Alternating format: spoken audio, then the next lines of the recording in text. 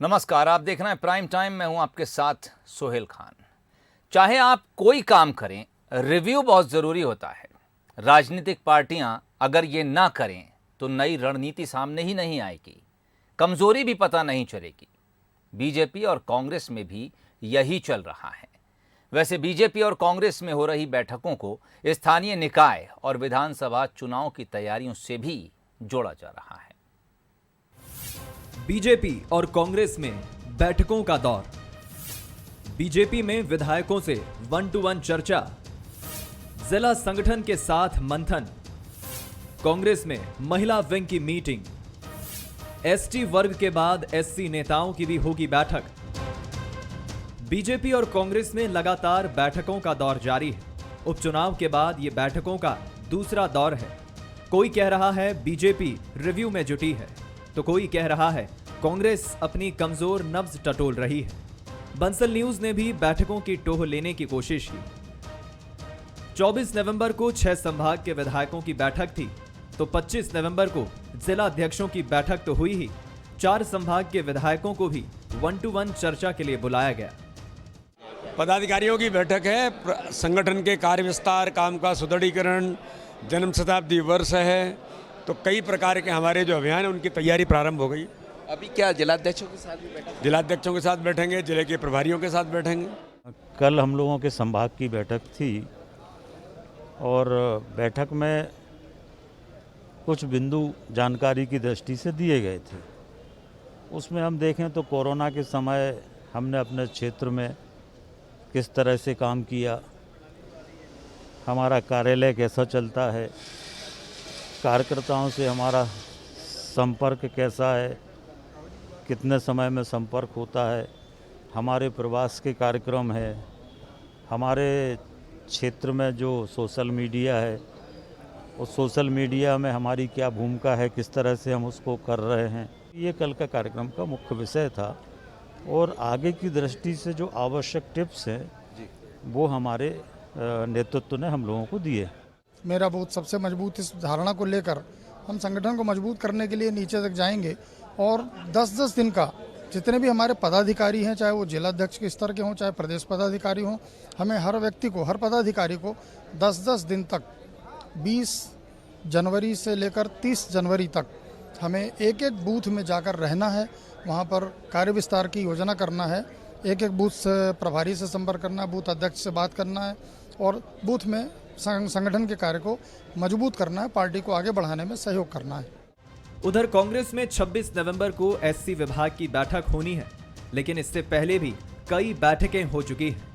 23 नवंबर को पीसीसी अध्यक्ष कमलनाथ ने महिला कांग्रेस के साथ बैठक की थी। 24 नवंबर को आदिवासी वर्ग के पदाधिकारियों के साथ उनकी मीटिंग हुई और अब एससी विभाग की बैठक होने वाली है। मध्य प्रदेश सरकार जिस तरीके से अनुसूचित जाति वर्ग के हक हकूक़ को छीन रही है, उसके साथ लगातार जुल्म जातियाँ कर रही है और कट्टरपंथीता के आधार पर गुमराह करने के लिए जो षड्यंत्र रच रही है, इन सब षड्यंत्रकारी नीतियों के खिलाफ एक बहुत महत्वपूर्ण बैठक संविधान दिवस के अवसर पर माननीय कमलनाथ जी की अगुवाई में हमने प्रदेश कांग्रेस ऑफिस में आयोजित की है, जिसमें इस सरकार की खिलाफ जिस तरीके से हमारे ऊपर हो रहे जुल्म जातियाँ हैं, एक मसौदा तैयार किया जाएगा। उस मसौदे के आधार पर मध्य प्रदेश भर में कूच किया जाएगा। राजनीतिक विश्लेषकों की माने तो दोनों ही दल आगे की रणनीति पर मंथन में जुट गए हैं। बीजेपी अगर अपनी तैयारी को बेहतर बनाने में जुटी है तो कांग्रेस अपने संगठन सुधार की ओर है। आने वाले दिनों में सदन से सड़क तक कांग्रेस के प्रदर्शनों में इजाफा भी हो सकता है। कुल मिलाकर टारगेट चुनाव ही है, चाहे वो स्थानीय निकाय चुनाव हो या फिर 2023 के विधानसभा चुनाव। घमासान इसलिए भी बढ़ेगा क्योंकि कमलनाथ एमपी में रहने की बात बार बार दोहरा चुके हैं और मीटिंग पर मीटिंग ले रहे हैं। Bureau report, Bansal news, Bhopal. चलिए, कांग्रेस हो या बीजेपी हो, मीटिंग पर मीटिंग जारी है और इस वक्त हमें खबर मिल रही है बीजेपी कार्यालय से। बीजेपी में भोपाल और होशंगाबाद संभाग की बैठक खत्म हो गई है और इसके फौरन बाद इंदौर उज्जैन संभाग की बैठक जारी है। तो बीजेपी से जुड़ा बड़ा अपडेट आपको बता रहे हैं। इंदौर उज्जैन संभाग की बैठक इस वक्त चल रही है। इस बैठक में शामिल होने वाले मंत्री विश्वास सारंग और सीता शरण शर्मा का बयान सामने आया है। इनका कहना है कि संगठन को मजबूत करने पर बैठक में चर्चा हुई है। इसके अलावा केंद्र और राज्य सरकार के कामों पर भी चर्चा की गई है। सभी विधायकों से पार्टी उनके क्षेत्र में जो कुछ काम किए जा रहे हैं उसको लेकर फीडबैक मांग रही है। अभी भोपाल संभाग की बैठक खत्म हुई है और बैठक के बाद क्या किस तरह के, चूंकि बात होती रहती संगठन के, आपको संगठन से कार्यक्रमों की कार्य योजना बनी है। कुशाभाऊ ठाकरे जी जो हमारे संगठन करता है, जिन्होंने मध्य प्रदेश में भारतीय जनता पार्टी को गांव-गांव तक पहुंचाया, हर बूथ तक पहुंचाया, उनका जन्म शताब्दी वर्ष है, उसकी पूरी कार्य योजना बनाई है। और हम संगठन के विस्तार के लिए और सशक्त बूथ निर्माण के लिए ये साल में अटल कुशाभाऊ ठाकरे जी का जन्म शताब्दी वर्ष मनाएंगे। उस सब की कार्य योजना बनी है और केंद्र सरकार और राज्य सरकार की योजनाओं के माध्यम से हम जनता तक पहुँचे, इस सब का कार्य योजना बनी है। कहीं कोई ऐसी बात भी हुई है, बाकी जो बातें होती रहती संगठन और सत्ता के बीच में सामंजस्य की बात भी होती रहती है? हम सब संगठन के ही हैं। यदि कोई विधायक है तो क्या वो संगठन से अलग थोड़ी है? इसलिए सकारात्मक बात ही, आप उसमें कुछ नया मत ढूंढिए।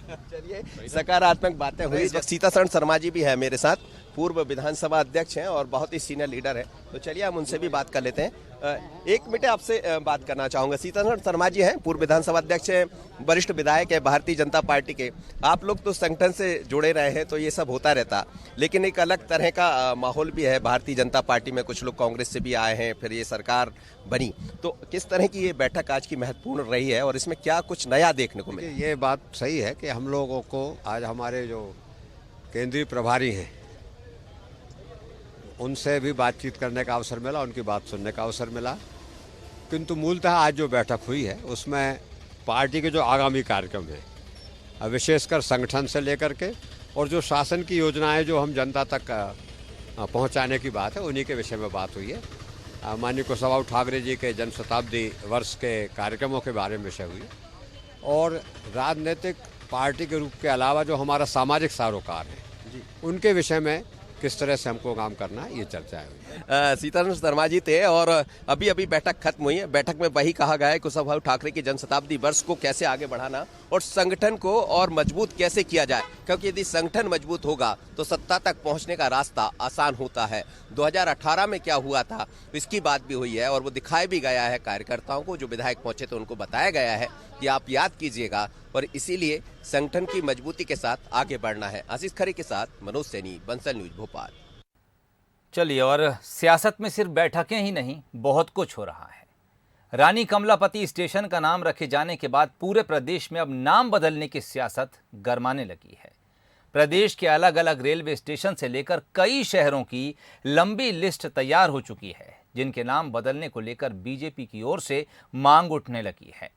आधा दर्जन से ज्यादा जगह ऐसी हैं जिनके नामों पर अब आपत्ति दर्ज कराई जा रही है।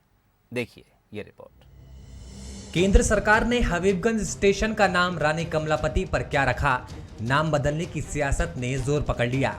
नाम बदलने की मांग स्टेशन से निकलकर शहर शहर और मोहल्ले मोहल्ले तक जाने लगी है। पहले राजधानी भोपाल के मोहल्लों, पुलिस स्टेशन और इलाकों के नाम बदलने की मांग उठी। मसलन हबीबगंज पुलिस स्टेशन, जहांगीराबाद, कोहे फिजा और अब उसके बाद मामला मिंटो हॉल तक पहुंच चुका है। सागर के विश्वविद्यालय के संस्थापक, कई विश्वविद्यालयों के कुलपति, साहित्य, कानून, कला और शिक्षा की महान हस्ती और संविधान सभा के उपसभापति श्रद्धेय डॉक्टर हरि सिंह गौर के नाम पर पुरानी विधानसभा का मिंटो हॉल का नामकरण करने का विनम्र आग्रह आदरणीय मुख्यमंत्री शिवराज सिंह चौहान जी से है। और 26 नवंबर का ही दिन गौर जयंती का दिन है, इसलिए मेरा विनम्र आग्रह है कि मिंटो हॉल का नामकरण डॉक्टर हरि सिंह गौर के नाम पर किया जाना चाहिए। राजधानी भोपाल के मोहल्लों के साथ साथ इंदौर शहर के चौराहे और कुछ छोटे कस्बों के नामों को लेकर भी चर्चा जोरों पर हो रही है। होशंगाबाद, ओबेदुल्लागंज, गौहरगंज, बेगमगंज, गैरतगंज सहित बुरहानपुर, सुल्तानपुर जैसे कई नाम हैं जिनको लेकर समय समय पर नाम बदलने की बात होती रही है। हालांकि कांग्रेस को बीजेपी की नाम बदलने की सियासत रास नहीं आ रही है। कांग्रेस प्रवक्ता अजय यादव का कहना है कि बीजेपी सरकार सिर्फ नाम बदलने की राजनीति कर रही है, जबकि सरकार को जनता के लिए काम करना चाहिए। देखिए, मध्य प्रदेश के जिस तरह के हालात हैं, सरकार पूरी तरह असफल हो गई है। आज नीति आयोग कहती है मध्य प्रदेश देश के सबसे गरीब राज्यों में चौथे नंबर पर है। ऐसे समय में भाजपा सरकार केवल नाम बदलने की राजनीति कर रही है। काम कब करेंगे? प्रदेश की जनता ने इन्हें काम करने के लिए चुना था, ये केवल नाम की राजनीति कर रहे हैं। अगर कुछ काम किया होता तो नाम की राजनीति नहीं करना पड़ती। जनता सब समझती है ये भटकाने की राजनीति है। जनता इन्हें पहचान चुकी है। हम भी चाहते हैं महापुरुषों के नाम पर भवनों और संस्थानों के नाम हो, लेकिन साथ में जनता के हित की योजनाएं भी तो लाइए, केवल नाम बदलते रह जाएंगे। ऐसा नहीं है कि नाम बदलने की मांग पहली बार उठ रही है, लेकिन जब केंद्र सरकार ने रातों रात हबीबगंज स्टेशन का नाम बदल दिया तो इन मांगों को मजबूती मिल गई और अब सियासत भी जोर पकड़ने लगी है। ऐसा होता रहा तो मध्य प्रदेश दूसरा राज्य होगा जहां शहरों की नाम और पहचान बदल जाएगी और एक इतिहास दूसरे इतिहास को रिप्लेस करेगा। बंसल न्यूज के लिए भोपाल से सूरज शर्मा की रिपोर्ट। चलिए बात अगली खबर की। अक्सर अपने बयानों को लेकर विवादों में रहने वाले मंत्री बिसाहूलाल सिंह का एक और बयान अब चर्चा में है। इस दौरान उन्होंने महिलाओं की समानता को लेकर उच्च जाति की महिलाओं पर टिप्पणी कर दी। अनूपपुर में एक कार्यक्रम के दौरान मंत्री बिसाहूलाल सिंह ने कहा कि बड़े बड़े घरों के लोग अपनी महिलाओं को घर में कैद करके रखते हैं। उनकी महिलाओं को भी काम के लिए घर से खींच कर निकालो, तभी समाज में समानता आएगी। दोनों को समान रूप से काम करना चाहिए और खासकर जितने बड़े बड़े लोग हैं, ठाकुर ठकार और कुछ और बड़े लोग, वो अपन घर के औरतन का कोठरी में बंद कर देते, बाहर निकल देते था। और जितना धान काटे वाले, अंगना लीपे वाले, गोबर फेंके वाले हमारे गांव की महिला करते यही काम करती है ना। अरे भाई, महिलाओं को जब पुरुष और महिला का बराबर अधिकार है तो दोनों को बराबर काम करना चाहिए। और जितने बड़े बड़े ठाकुर है ना, उनका घर में जाकर उनका महिला का बाहर निकले तो पकड़ के बाहर निकालो। उन्हों का समाज के साथ काम करना चाहिए, तभी ना ये महिलाएं आगे बढ़ेंगी। बात करेंगे छत्तीसगढ़ की सियासत की, जो आए दिन गर्म हो जाती है। केंद्र और राज्य के बीच तनातनी लगातार जारी है। बीजेपी जहां राज्य सरकार पर हमलावर है, तो कांग्रेस और राज्य सरकार भी केंद्र पर निशाना साधने में पीछे नहीं है। दोनों के अपने अपने आरोप हैं और इन्हीं आरोपों के जरिए एक दूसरे को मात देने की कोशिश में भी जुटे हुए हैं। और इन्हीं मसलों को लेकर बीजेपी और कांग्रेस आमने सामने है। जब से छत्तीसगढ़ में कांग्रेस की सरकार बनी है, तब से केंद्र से राज्य की तनातनी जारी है। इस बार एक साथ कई मुद्दे हैं, इसीलिए केंद्र और राज्य के मसले को लेकर बीजेपी और कांग्रेस आमने सामने है। इन मुद्दों पर नजर डालें तो कांग्रेस के मुद्दे कोविड पीड़ितों को 4 लाख का मुआवजा दिया जाए, कोरोना बूस्टर का डोज दिया जाए। वहीं बीजेपी के मुद्दे रेडी टू ईट वितरण का निजीकरण, प्रधानमंत्री आवास योजना का पूरा ना होना। इन चारों मसलों के जरिए बीजेपी और कांग्रेस एक दूसरे पर आरोप लगा रहे हैं। बीजेपी का आरोप है कि राज्य सरकार की वजह से 7,82,000 हितग्राहियों को पीएम आवास योजना का लाभ नहीं मिला। वहीं रेडी टू ईट के निजीकरण होने से कई महिला स्व सहायता समूहों के सामने रोजगार की समस्या खड़ी होने का आरोप लगाया है। राज्य सरकार इस पूरे मामले को लेकर अपनी नीति और नीयत स्पष्ट नहीं कर पा रही है। एक तरफ ये दावा करते हैं कि उनकी सरकार किसानों की सरकार है, गरीब की सरकार है, उसके बाद इस प्रकार का उनके साथ में कुठाराघात और विश्वासघात जो किया जा रहा है, यह इस बात को प्रमाणित करता है कि महज राजनीति करने का हथकंडा इन्होंने छत्तीसगढ़ को बना रखा है और केंद्र सरकार की हर योजना पर इस तरीके का पलीता लगाने का कार्य कर रहे हैं। भारतीय जनता पार्टी इस पूरे मामले को लेकर मुखर हो चुकी है। हमने कलेक्टरों को ज्ञापन दिया है और आने वाले समय में हम अपना आंदोलन तेज करेंगे। वहीं इन आरोपों के बाद कांग्रेस इन सब बातों को लेकर केंद्र सरकार को ही दोषी ठहरा रही है। कांग्रेस का कहना है कि केंद्र सरकार अपनी जिम्मेदारी निभाने में नाकाम है, इसलिए बीजेपी ध्यान भटकाने की कोशिश कर रही है। केंद्र सरकार ने पैसा देना ही बंद कर दिया, 2 साल से पैसा ही नहीं मिल रहा है, तो काम कैसे होगा। जो हम लोग 1 साल काम किए हैं उसमें हम लोग राष्ट्रीय पुरस्कार पाए हैं कि नरेंद्र मोदी ने ही हमको पुरस्कार दिया राष्ट्रीय स्तर का, और आज कहते हैं कि यहाँ पे हम काम नहीं हो रहा इसलिए पैसा वापस कर रहे हैं। ये जानबूझकर कांग्रेस शासित राज्यों के साथ केंद्र की सरकार भेदभाव कर रही है और हमारे छत्तीसगढ़ के गरीबों का शोषण करना चाहती है, इसलिए वो प्रधानमंत्री आवास की राशि रोक दी है। तो सुप्रीम कोर्ट का आदेश है और सुप्रीम कोर्ट के आदेश से बाहर कोई नहीं है। उन्होंने गाइडलाइन दिया है कि जो अभी व्यवस्था चल रही है उसमें स्टैंडर्ड के मानक का जो है उसको पालन नहीं हो रहा है, इसलिए उन्होंने सबको इसका स्ट्रक्चर चेंज करने के लिए उन्होंने निर्देशित किया है। तो उस संदर्भ में सुप्रीम कोर्ट का आदेश, उसको हम क्या कर सकते हैं। केंद्र और राज्य के बीच मुद्दों की लड़ाई में कांग्रेस और बीजेपी एक दूसरे के खिलाफ नए नए मुद्दे लेकर हमेशा आमने सामने आते रहे हैं। इस बार दोनों ओर से बड़े मुद्दों को उठाया गया है, चाहे मामला रेडी टू ईट का निजीकरण हो या फिर पीएम आवास के मकानों पर ध्यान न देना। इन मुद्दों पर बीजेपी राज्य सरकार को घेर रही है, तो वहीं कांग्रेस भी कोरोना से मरने वालों को मुआवजा देने का मुद्दा उठाकर बीजेपी को घेरने की कोशिश में जुट गई है। मोहन तिवारी, बंसल न्यूज, रायपुर। चलिए रायपुर से लौटेंगे वापस भोपाल की तरफ, जहां 64वीं राष्ट्रीय शूटिंग प्रतियोगिता आयोजित की गई। 10 दिसंबर तक चलने वाली इस प्रतियोगिता में देश भर से 3,500 से ज्यादा खिलाड़ियों ने हिस्सा लिया, जिसमें कई ओलंपिक खिलाड़ी भी शामिल हुए। कार्यक्रम का आगाज विभाग की मंत्री और प्रमुख सचिव ने किया। भोपाल के गोरेगांव में राज्य शूटिंग एकेडमी में गुरुवार को शूटिंग खिलाड़ियों का जमावड़ा लगा। यहां 64वीं राष्ट्रीय शूटिंग चैंपियनशिप की शुरुआत खेल मंत्री यशोधरा राजे सिंधिया और प्रमुख सचिव इकबाल सिंह बैस ने की।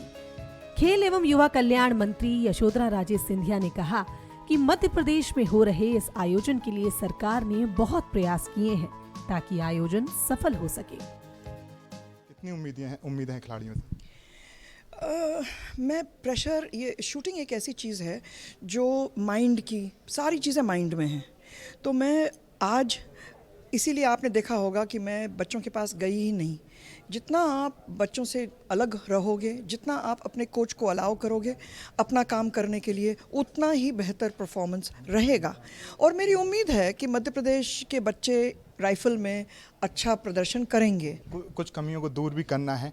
वर्ल्ड क्लास हमारी शूटिंग एकेडमी है और हम देख रहे हैं कि इस बार क्या खास है, पिछली 2 साल से नेशनल नहीं हुए हैं, इस बार आप राइफल में हमें अगर इंटरनेशनल बनना है तो हमें एक्स्ट्रा लेन्स चाहिए थे, इसीलिए हमें 50 मीटर को तोड़ के फिर से एक्स्ट्रा लेन्स बनानी पड़ी। बहुत मशक्क़त करनी पड़ी, बहुत दिक्कतें थी, फिर भी हमने उसको किया और टाइम पे हमने नेशनल राइफल एसोसिएशन को सौंपा है। सीएम सर को कई बार सुना है कि आप बात करती हैं कि फंड के लिए आप हमेशा लड़ती हैं, हमेशा फंड मिलता रहता है, इस बार तो कुछ कमी है इस तरीके? नहीं, बात वो नहीं है। बात ये मैं आप मेरे दर्शकों को बताऊंगी आपके माध्यम से कि मुझे लगता है कि मेरा विभाग और मेरा डायरेक्टरेट जो है वो एक एक नया पैसा अपने इंफ्रास्ट्रक्चर में और अपने स्पोर्ट्स के लिए बारीकी तक डालता है।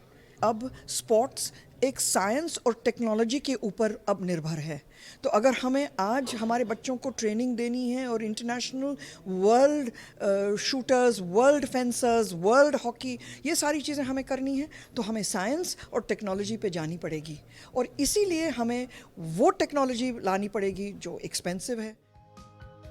आयोजन में कोच की महत्वपूर्ण भूमिका होती है।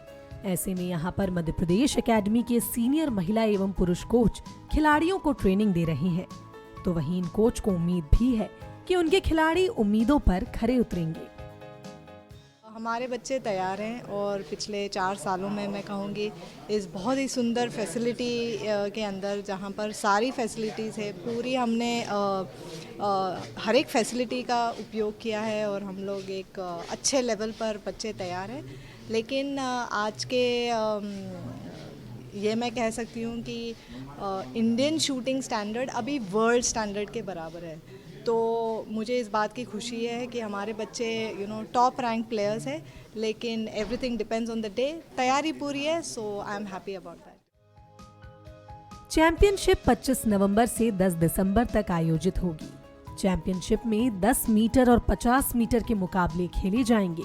वहीं प्रतियोगिता में टोक्यो ओलंपिक में निशाना साधने वाले 8 राइफल शूटर समेत देश भर के 3,524 शूटर शामिल हुए हैं। इस प्रतियोगिता में देश भर की 41 यूनिट्स के 3,524 निशानेबाज हिस्सा ले रहे हैं। मध्य प्रदेश शूटिंग एकेडमी में ये प्रतियोगिता 16 दिनों तक चलेगी, जिसमें 70 गोल्ड दांव पर होंगे। उम्मीदें तो बहुत है क्योंकि 2 साल से नेशनल नहीं हुआ है, तो सबके लिए ही उम्मीदें ज़्यादा है और सब मेहनत करके आए हैं तो अच्छा ही करेंगे, परफॉर्मेंस सबका अच्छा ही होगा।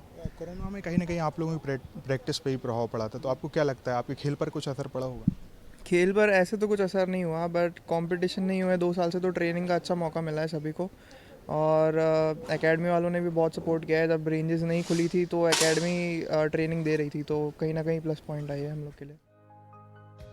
झीलों की नगरी भोपाल के लिए ये मौका बेहद खास है क्योंकि इसमें देश भर के निशानेबाज अपने हुनर का कमाल दिखाएंगे और यहाँ से वो हुनरमंद भी निकलेंगे जो सीधा गोल्ड पर निशाना लगाएंगे। इस चैंपियनशिप में करीब 4000 शूटर ने हिस्सा लिया है। तमाम शूटरों का उद्देश्य है कि वो बेहतर से बेहतर प्रदर्शन कर गोल्ड मेडल जीतें और आने वाले समय में देश का प्रतिनिधित्व पूरे विश्व में करें। कैमरा पर्सन भरत बुंदेला के साथ Aakarsh Sharma, Bansal news, Bhopal. Shooting range से इस रिपोर्ट के साथ ही बुलेटिन में फिलहाल इतना ही। तमाम अपडेट्स के लिए जुड़े रहिए बंसल न्यूज़ के साथ। मुझे इजाज़त दीजिए।